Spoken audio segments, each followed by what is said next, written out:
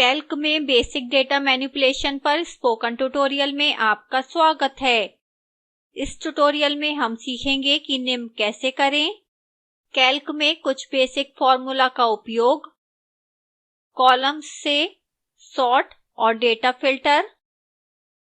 यह tutorial ubuntu linux os version 1804 और libreoffice suite version 635 का उपयोग करके रिकॉर्ड किया गया है।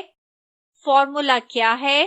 फॉर्मूला एक समीकरण है जिसमें परिणाम प्राप्त करने के लिए नंबर्स और वेरिएबल्स का उपयोग किया जाता है। वेरिएबल्स सेल लोकेशंस हैं जो समीकरण के लिए आवश्यक डेटा रखते हैं। Basic arithmetic operation. पहले हम सीखेंगे कि कैल्क में कुछ बेसिक अर्थमेटिक गणना कैसे करें।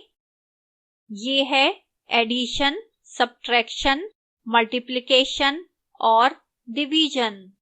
Personal finance tracker ods file खोलें। हेडिंग कॉस्ट में निर्दिष्ट सभी खर्चे का योग करें। हम मिसलेनियस के ठीक नीचे सम टोटल टाइप करेंगे। फिर सेल A8 पर क्लिक करें और सीरियल नंबर में 7 टाइप करें। अब सेल C8 पर क्लिक करें। ये वे है जहां हम कॉस्ट का कुल योग प्रदर्शित करना चाहते हैं। इज इक्वल टू सम और ब्रेसेस में जोड़े जाने वाले कॉलम्स की रेंज टाइप करें जो C3 colon C7 है। अब एंटर दबाएं। ध्यान दें कि कॉस्ट की सभी राशि का योग हो गया है और कुल योग सेल C8 में प्रदर्शित है। अब सीखते हैं कि कैल्क में सब्ट्रैक्शन कैसे करें। मानिए कि हम हाउस रेंट और इलेक्ट्रिसिटी बिल की कीमत घटाना चाहते हैं। हम इसे सेल C10 में प्रदर्शित करेंगे।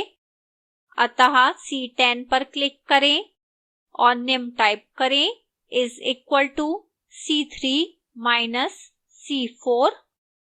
एंटर दबाएं। सेल C10 में मान पर ध्यान दें। यह C3 और C4 का घटाया मान दर्शाता है।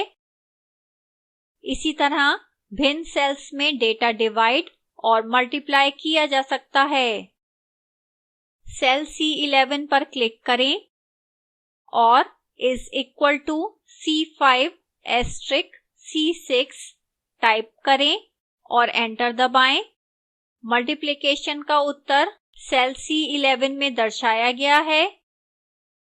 सेल C12 पर क्लिक करें और is equal to C3 C6 type करें और एंटर दबाएं। डिवीजन का उत्तर सेल C12 में दर्शाया गया है।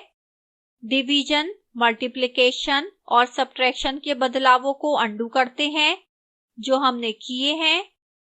ऐसा करने के लिए Ctrl+Z कीज 3 बार दबाएं। स्प्रेडशीट में अन्य बेसिक ऑपरेशन है नंबर का औसत ज्ञात करना। देखते हैं ये कैसे करते हैं। सेल B9 में हेडिंग एवरेज टाइप करें। यहां हम कुल कीमत का औसत प्रदर्शित करना चाहते हैं। अब सेल C9 पर क्लिक करें और इज इक्वल टू एवरेज और ब्रेसेस में C3 colon C7 टाइप करें। एंटर दबाएं।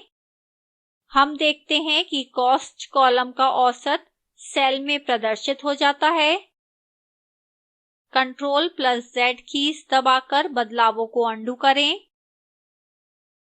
उसी तरह से हम हॉरिजॉन्टल रोज में भी एलिमेंट्स का औसत ज्ञात कर सकते हैं। हम अन्य फॉर्मूले और ऑपरेटर्स के बारे में इस श्रृंखला में बाद में सीखेंगे। अब सीखते हैं कि कैल्क स्प्रेडशीट में डेटा को सॉर्ट कैसे करें। सॉर्टिंग स्प्रेडशीट में रोज और कॉलम्स को सार्थक क्रम में व्यवस्थित करता है। सॉर्टिंग हमें डेटा को अधिक प्रभावी ढंग से विश्लेषण और दृष्टिगोचर बनाने के लिए मदद करता है। यह इसे पूर्ण शीट से एक आइटम ज्ञात करने और सुधारने के लिए आसान बनाता है। हम 3 मानदंडों का उपयोग करके डेटा को सॉर्ट कर सकते हैं, जो तब एक के बाद एक लागू होते हैं। सॉर्टिंग को पूर्ण शीट या सेल्स की रेंज पर लागू किया जा सकता है। डेटा आमतौर पर वास्तविक मानों के आधार पर सॉर्ट किया जाता है।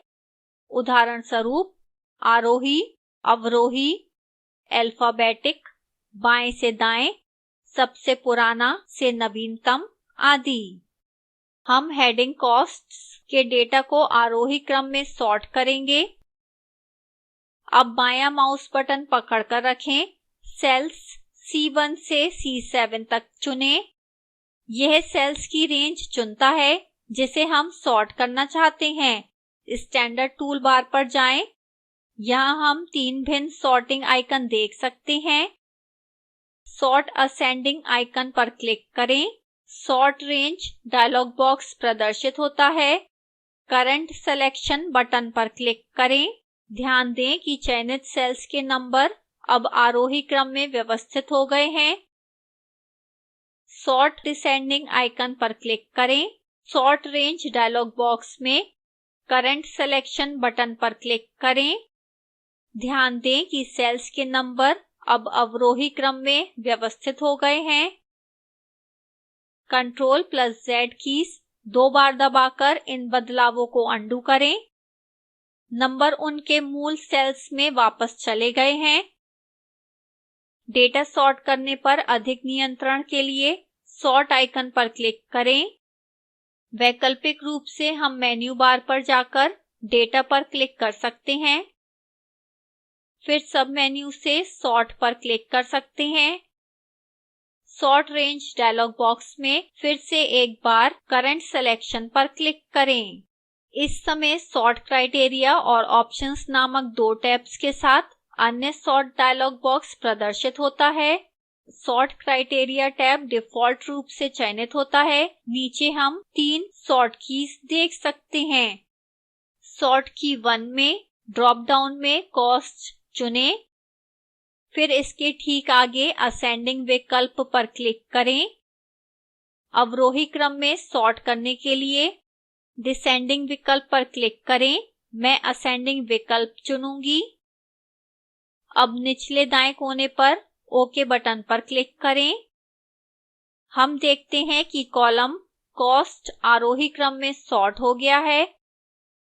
Ctrl+Z कीज दबाकर इन बदलावों को अन्डू करें। कई कॉलम्स भी एक साथ सॉर्ट किए जा सकते हैं। ऐसा करने के लिए पहले कई कॉलम्स चुनें और फिर सॉर्ट विकल्प लागू करें। मैं आपके लिए यह दिखाऊंगी। मानिए कि हम सीरियल नंबर्स, आइटम्स, साथ ही साथ कॉस्ट को सॉर्ट करना चाहते हैं। अतः पहले यहां दिखाए गए अनुसार सभी 3 कॉलम्स SN, आइटम्स और कॉस्ट चुनें। अब मेन्यू बार पर जाएं और डेटा पर क्लिक करें। सब मेन्यू में सॉर्ट पर क्लिक करें। सॉर्ट डायलॉग बॉक्स खुलता है। सॉर्ट क्राइटेरिया टैब में सॉर्ट की 1 ड्रॉप डाउन में कॉस्ट चुनें। फिर सॉर्ट की 2 ड्रॉप डाउन में SN चुनें और सॉर्ट की 3 ड्रॉप डाउन में आइटम्स चुनें। पहले 2 सॉर्ट विकल्पों में डिसेंडिंग पर क्लिक करें। तीसरे सॉर्ट विकल्प में असेंडिंग पर क्लिक करें। फिर OK बटन पर क्लिक करें। बदलावों पर ध्यान दें। हम देखते हैं कि सभी कॉलम्स चयनित क्रम में सॉर्ट हो गए हैं। इन बदलावों को अन्डू करें। अब सीखते हैं कि कैल्क में डेटा फिल्टर कैसे करें। फिल्टर कंडीशन की सूची होती है जिसे प्रदर्शित होने के लिए प्रत्येक प्रविष्टि को पूरा करना है। मैं इस विशेषता को समझाऊंगी। फिल्टर लागू करने के लिए सेल पर, उदाहरण स्वरूप आइटम्स नामक सेल पर क्लिक करें। स्टैंडर्ड टूल बार में ऑटो फिल्टर आइकन पर क्लिक करें। वैकल्पिक रूप से आप मेन्यू बार पर जा सकते हैं और डेटा पर क्लिक कर सकते हैं। फिर सब मेन्यू में ऑटो फिल्टर पर क्लिक करें। हम देखते हैं कि हेडिंग आइटम्स पर ड्रॉप डाउन एरो प्रदर्शित होता है। ड्रॉप डाउन एरो पर क्लिक करें। फिल्टर पॉपअप बॉक्स खुलता है। अब मानिए कि हम केवल इलेक्ट्रिसिटी बिल डेटा प्रदर्शित करना चाहते हैं, तो पहले ऑल विकल्प अनचेक करें। फिर इलेक्ट्रिसिटी बिल विकल्प चेक करें और ओके बटन पर क्लिक करें।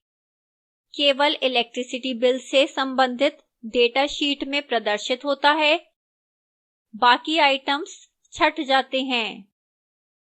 फिर से पूरा डेटा देखने के लिए सेल आइटम्स पर ड्रॉप डाउन एरो पर क्लिक करें। ऑल विकल्प को चेक करें। सुनिश्चित कर लें कि सभी हेडिंग्स चेक हैं और फिर ओके बटन पर क्लिक करें। हम अब पूरा डेटा देखने में सक्षम हैं जो हमारे पास शीट में है। कैल्क में अन्य फिल्टर्स हैं जिन्हें हम इस श्रृंखला के बाद के ट्यूटोरियल्स में समझेंगे। फाइल को सेव और बंद करें। इसी के साथ हम इस ट्यूटोरियल के अंत में आ गए हैं। संक्षेप में, इस ट्यूटोरियल में हमने सीखा कैल्क में बेसिक फॉर्मूला, कॉलम्स से सॉर्ट करना और डेटा फिल्टर करना। नियत कार्य के रूप में spreadsheet-practice.ods शीट खोलें। सैलरी कॉलम को आरोही क्रम में सॉर्ट करें। नेम कॉलम को फिल्टर करें और राहुल का डेटा प्रदर्शित करें। बदलावों को अन्डू करें। निम्नलिखित लिंक पर मौजूद वीडियो स्पोकन ट्यूटोरियल प्रोजेक्ट को सारांशित करता है। कृपया इसे डाउनलोड करें और देखें।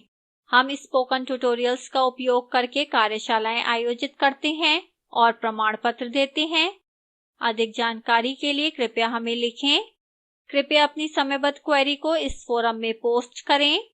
Spoken tutorial project MHRD Bharat सरकार द्वारा वित्त पोषित है।